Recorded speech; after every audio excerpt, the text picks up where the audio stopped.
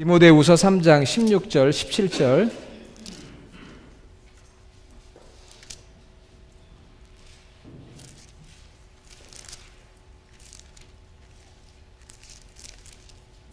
두 절 말씀 우리 같이 읽겠습니다.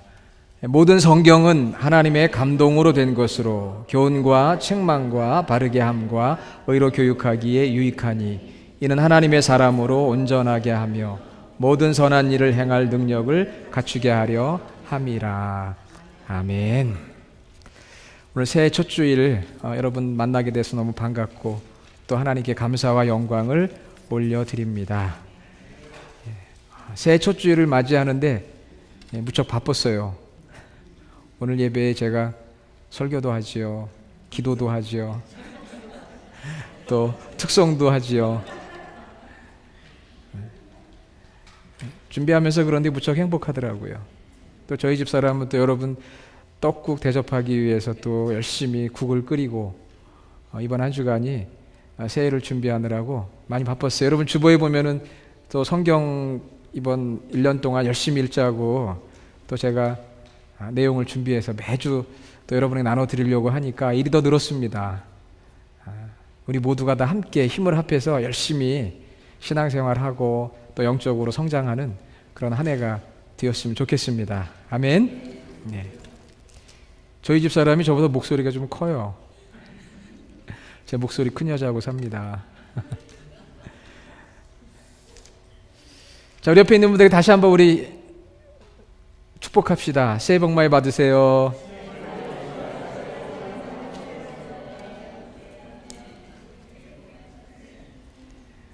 예, 지난주에 뵙지 못했던 분들도 만나서 너무 반갑고요. 2017년은 종교개혁이 있었던 지 꼭 500년이 되는 500주년입니다. 1517년 마르틴 루터에 의해서 리포메이션, 종교가 개혁이 됐는데 500주년이 되는 해예요. 그래서 제가 2017년을 생각하면서 이 종교개혁의 모토, 그러니까 표어는 말씀으로 돌아가자는 것이거든요. 말씀으로 돌아가자. 그래서 우리 교회가 2017년에 종교개혁 500주년을 기념하는 마음으로, 굉장히 거창하죠. 주님의 교회가 종교개혁 500주년을 기념해서 말씀으로 돌아가자, Back to the Bible 혹은 Return to the Bible, 말씀으로 돌아가자, 이제 이런 표어를 가지고 오늘부터 시작을 하려고 합니다. 중세 교회가 이 교권주의에 매여서 하나님의 뜻을 거역할 때 종교개혁자들은 말씀을 새롭게 연구하기 시작했고 그 성경 말씀에서 개혁의 목표를 정하고 방향을 찾았습니다. 제가 신앙생활을 하고 또 목회생활을 하면서 어떤 성도가 가장 위험한 성도일까? 또 어떤 목사가 가장 위험한 목사일까? 어떤 교회가 가장 위험한 교회일까? 생각을 해보니까요. 바로 신앙 안에 불신앙을 가진 것입니다. 신앙 안에 불신앙. 이게 무슨 이야기냐면요. 말씀이 없는 뜨거운 열정. 내 마음대로 생각하고 내 마음대로 열심을 내는 것. 이게 가장 위험한 것 같아요. 우리가 믿음 생활을 한다고 하면서 열심은 있는데 내 생각, 내 마음대로 하는 것. 이게 신앙 안에 불신앙입니다. 그러면 신앙 안에 신앙이란 무엇이냐? 바로 하나님의 말씀대로 살아가는 거죠. 하나님의 말씀대로 생각하고 하나님의 마음을 알아서 믿음 생활하는 것. 우리 믿음의 길에 신앙생활을 한다고는 하지만 혹시 우리가 위험한 성도는 아니고 위험한 목회자는 아니고 위험한 교회는 아닌가 한번 돌아봐야 되겠습니다. 위험하지 않으려면 정말 말씀으로 돌아가는 길밖에는 없어요.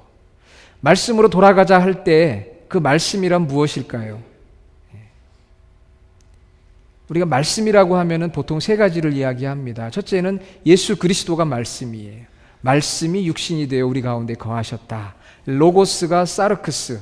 말씀하면 예수님이십니다. 예수님은 하나님의 총체적인 말씀이 드러나신 거예요. 하나님의 모든 계시가 충만하신 분이 예수님이기 때문에 예수님을 말씀 그 자체라 그렇게 이야기를 하고요. 또 두 번째는 우리가 가지고 있는 이 바이블, 이것이 말씀입니다. 구약과 신약에 나타난 하나님의 계시의 말씀, 그리고 지금 제가 여러분에게 프리칭하고 프로클레이밍, 선포하는 말씀, 세 가지가 바로 하나님의 말씀이에요. 말씀 자체이신 예수 그리스도, 그 다음에 기록되어진 성경, 그리고 지금 선포되어지는 말씀. 그런데 오늘 설교의 제목처럼 종교 개혁자들이 외쳤던 그 말씀으로 돌아가자 하는 그 말씀은 The Bible, 성경을 말합니다. 성경으로 돌아가자 하는 거예요. 성경으로 돌아가자. 오늘 우리가 함께 읽었던 본문 3장 16절에 보면 모든 성경은 하나님의 감동으로 된 것으로 그랬습니다. God's inspiration, 하나님의 감동, 그것은 바로 성경의 원저자가 하나님이시다 하는 뜻입니다. 비록 성경은 인간이 기록했지만 하나님께서 감동을 주셔서 하나님의 뜻과 계시와 말씀을 우리에게 전달한 것이죠. 그래서 베드로후서 1장 21절에 보면 예언은 언제든지 사람의 뜻으로 낸 것이 아니요 오직 성령의 감동하심을 입은 사람들이 하나님께 받아 말한 것임이라 그랬습니다. 성경은 하나님이 원저자예요. 그 하나님께서 사람들을 택하셔서 그에게 하나님의 말씀을 감동으로 주시고 기록하게 하신 것이죠. 그래서 이 말씀인 성경은 우리에게 두 가지 선물을 줍니다. 어떤 선물을 주느냐 하면 첫째는 구원의 지혜를 주셔요. 그래서 오늘 읽진 않았지만 15절 하반절에 보면 그리스도 예수 안에 있는 믿음으로 말미암아 구원에 이르는 지혜가 있게 하느니라 그랬습니다. 구원에 이르는 지혜. 세상의 많은 책들은 우리의 마음의 양식이 됩니다. 그래서 우리가 책을 읽지요. 그러나 오직 유일하게 성경만이 구원에 이르는 지혜를 담고 있어요. 오직 성경만이 그리스도 예수 안에 있는 믿음으로 말미암아 구원에 이르는 지혜를 우리에게 공급해 줍니다. 그래서 성경의 기록 목적은 요한복음 20장 31절에 오직 이것을 기록함은 너희로 예수께서 하나님의 아들 그리스도이심을 믿게 하려 함이요 또 너희로 믿고 그 이름을 힘입어 생명을 얻게 하려 함이니라. 요한복음 20장 31절이에요.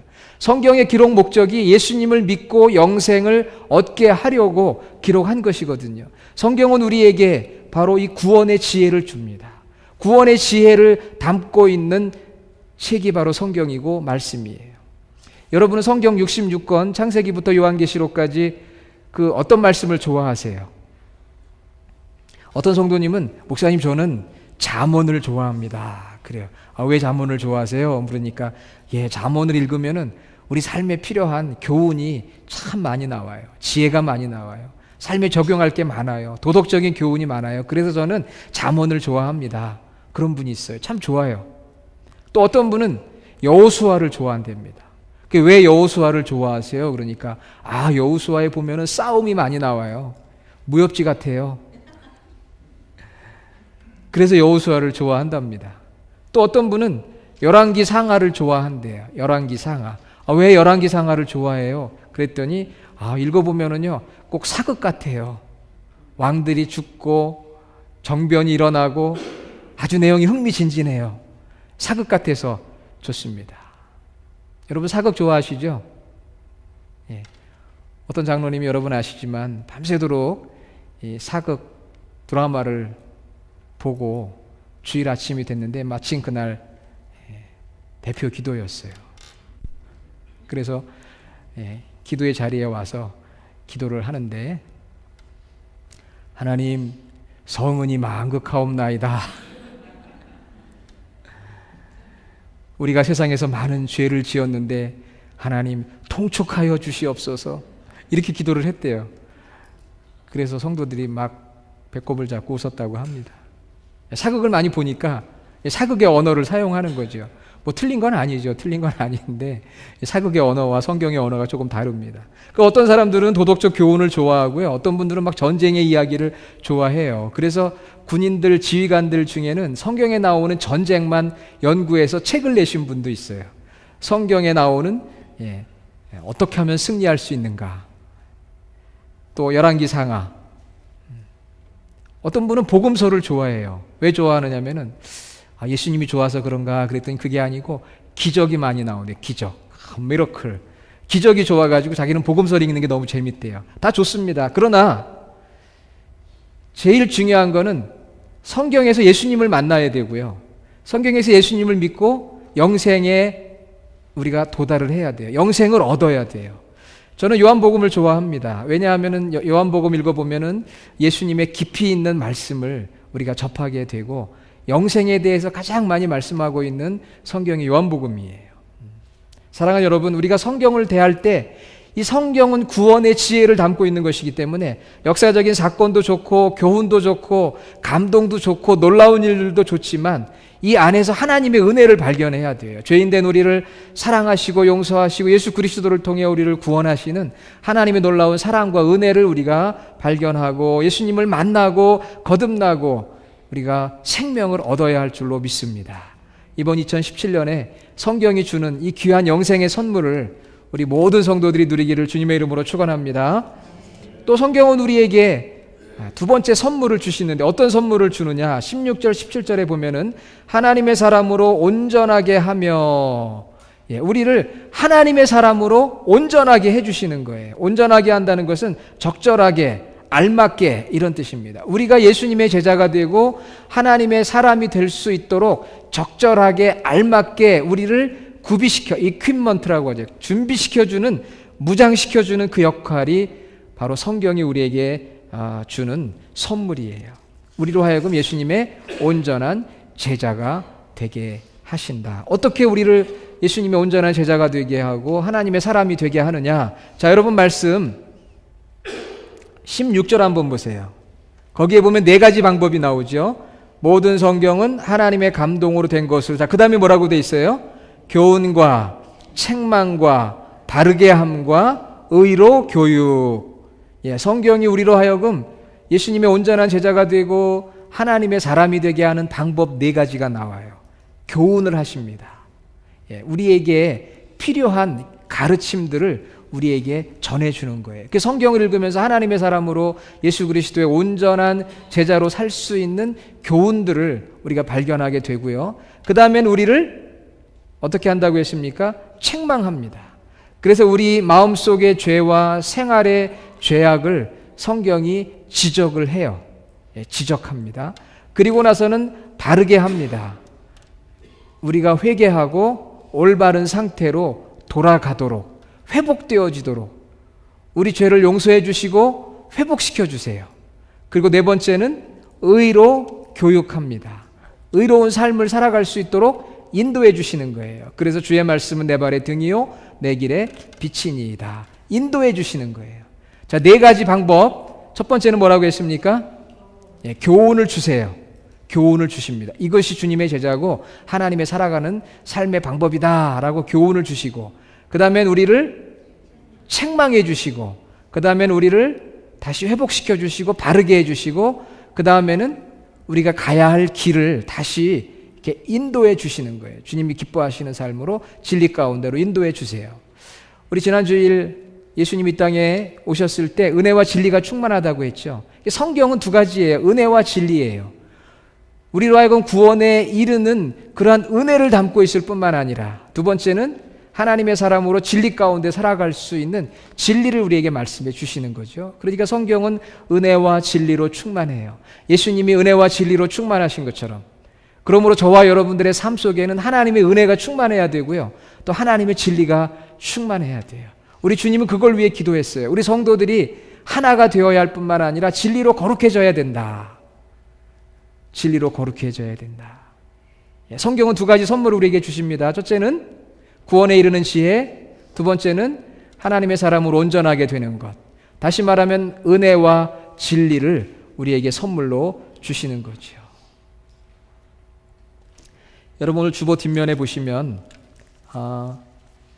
우리가 2017년 저와 여러분들이 해야 되는 내용이 나와 있어요. 자, 첫 번째는 어떤 내용이 나오죠? 전 성도들이 신구약 성경 한 번 읽기를 원합니다. 그랬어요. 여러분 이제 새 달력을 집에 걸으셨을 텐데 달력에 자세히 보면은요, 매일 읽어야 될 성경 본문이 나와 있어요. 하루에 보통 3장이나 4장 정도가 되는데 하루에 30분만 여러분이 투자하면은 3장 혹은 4장을 다 읽을 수가 있고요. 성경을 읽다 보면 어려운 내용들이 많이 나와요. 그래서 제가 그걸 다 설명해 드릴 수는 없지만 매주 한 10가지 정도를 정리해서 여러분이 궁금하게 생각할 것 그 이상으로 많겠지만 제가 한 10가지 정도를 정리해서 매주 프린트물로 여러분에게 나눠드리니까 여러분들이 그 내용을 한번 읽어본 다음에 거기에 나와 있는 매일매일 성경을 읽으면 재미도 있고 도움이 되리라 그렇게 믿어요. 자, 이번 1년 동안 내가 성경 일독을 안 하겠다 하시는 분 한번 손 들어보세요. 그럼 다 하시는 거죠? 네, 안 하겠다고 하신 분 아무도 없었어요. 하나님 앞에 우리가 약속하는 겁니다.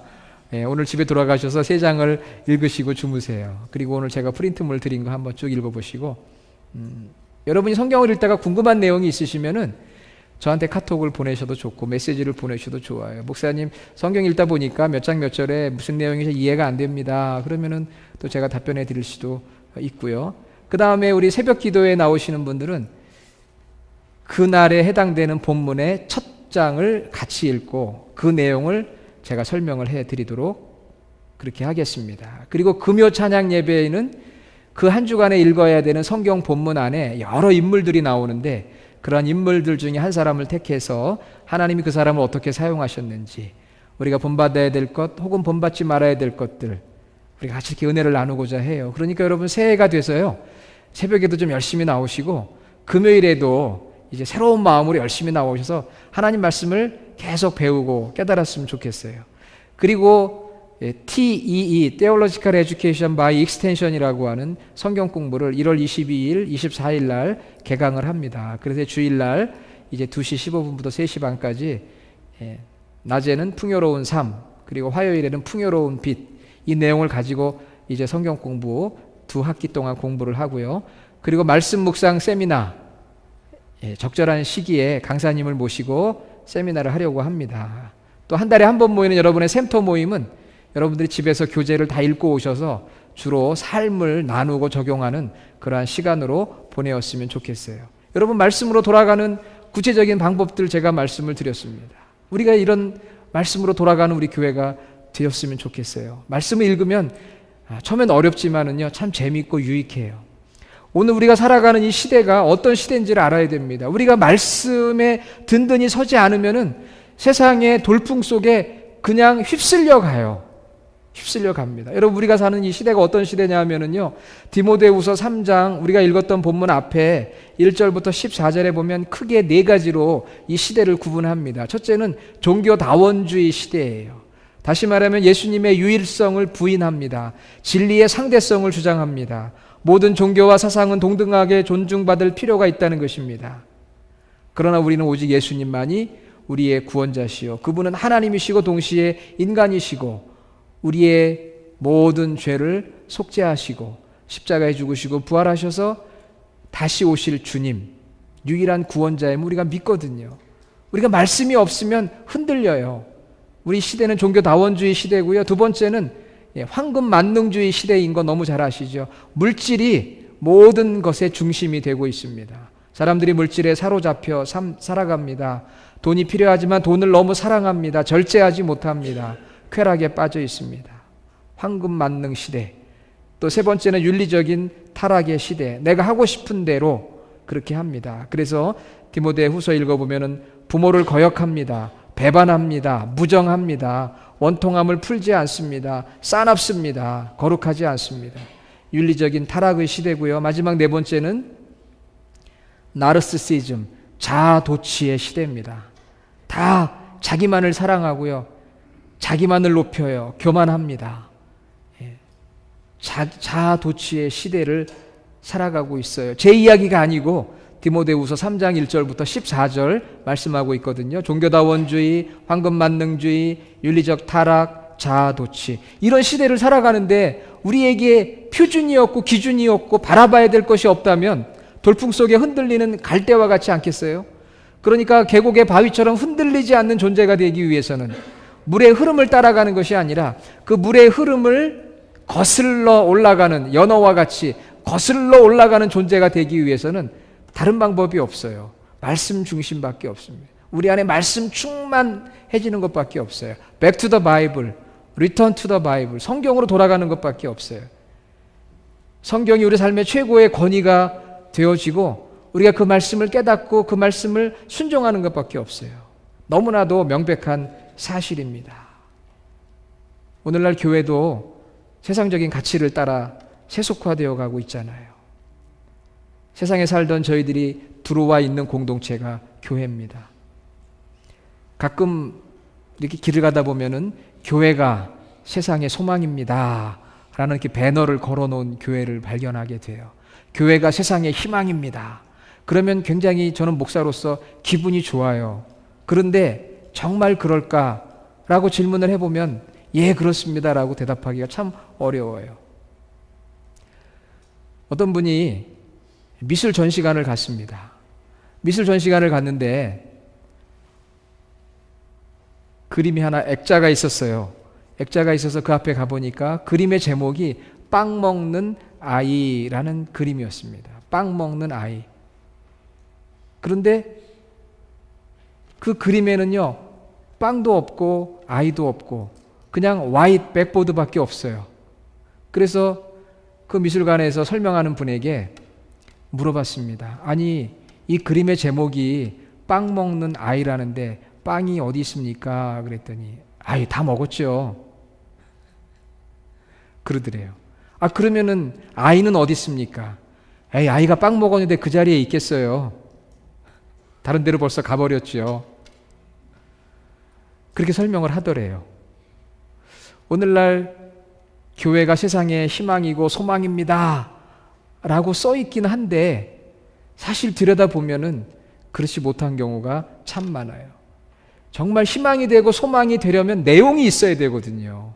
내용 없이 교회는 세상의 희망입니다, 소망입니다 아무리 써놔도 무슨 소용이 있겠어요. 빵 먹고 없어진 것처럼, 어린아이가 빵 먹고 다른 데로 가버린 것처럼 그냥 그림이 없어요. 중요한 것은 바로 우리 성도들이 우리 삶의 핵심 가치가 성경 중심이 되어질 때, 교회가 성경 중심이 되어질 때, 성도들이 하나님의 말씀의 원리대로 살아갈 때, 그때에 바로 교회가 세상의 희망이 되고 소망이 되는 줄로 믿습니다. 복음주의의 대가였던 존 스토트 목사님은 이런 이야기를 했어요. 하나님의 말씀은 진열장 안에 진열되어 있어야 하는 선사시대의 화석이 아니다. 현대 세계를 위한 살아있는 메시지다 그랬습니다. 여러분, 성경은 박물관에 있는 게 아니에요. 성경은 여러분의 차 안에 있는 게 아닙니다. 성경은 여러분의 스마트폰 안에 있는 게 아니에요. 성경은 바로 우리 삶의 현장에 있어야 합니다.